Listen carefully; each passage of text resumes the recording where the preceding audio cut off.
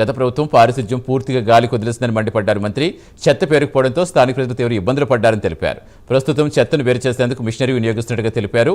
వేరు చేసిన ప్లాస్టిక్ వైజాగ్కు తరలిస్తామని, మట్టిని ల్యాండ్ ఫిల్లింగ్ ఉపయోగిస్తామని వివరించారు. అన్ని మున్సిపాలిటీల్లో ఇలాంటి యంత్రాలు ఏర్పాటు చేసేందుకు ఇప్పటికే టెండర్స్ పూర్తయ్యాయని తెలిపారు మంత్రి సంజయ్ రాణి.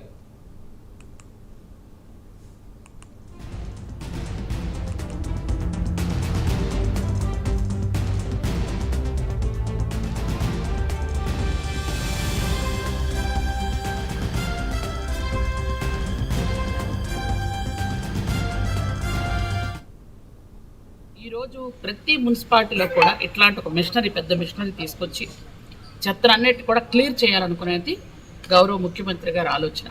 ఇలాగే మన రాష్ట్రంలో ఉన్నటువంటి అన్ని మున్సిపాలిటీలో కూడా ఇట్లాంటి మిషన్స్ కొనడానికి అలా టెండర్లు అయిపోయింది.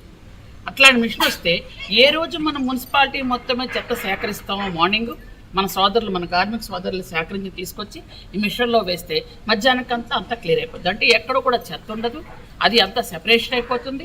ఎక్కడిదక్కడ ఎరువుకి వెళ్తుంది, అలాగే వేస్ట్కి వెళ్తుంది, ప్లాస్టిక్ వెళ్తుంది, రాళ్ళుగా వచ్చేస్తుంది.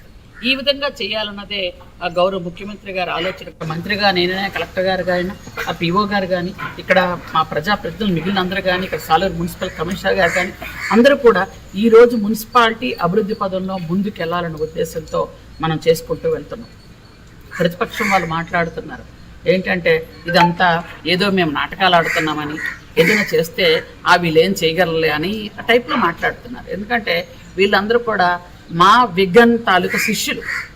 మా విగన్ అంటే మీకు అర్థమైంది ఆల్రెడీ.